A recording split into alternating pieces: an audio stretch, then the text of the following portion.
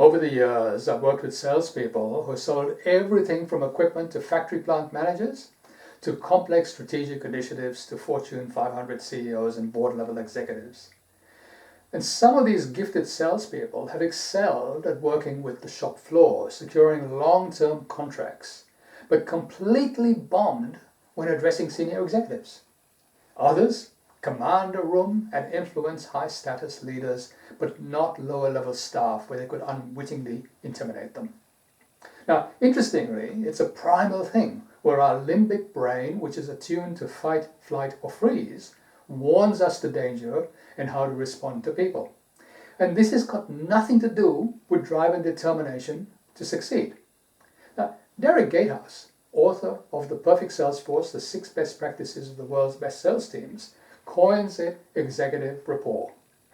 Executive rapport is defined as a person's ability to command respect and influence with high-status senior people, no matter what the field of endeavor.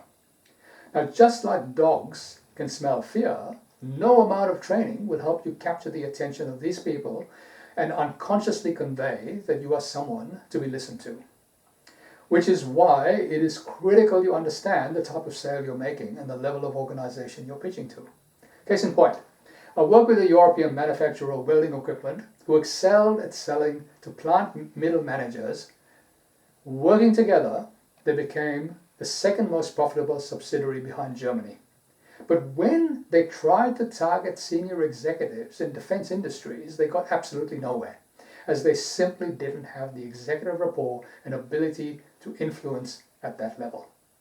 So understanding where you and your team fall on the executive rapport scale is crucial. It's not about being better or worse. It's about playing to your strengths and ensuring the right people are in the right roles. So if you're facing stalling deals and your team isn't hitting sales targets, here's my introductory offer to you. We'll workshop your end-to-end sales process to determine the holes to be plugged.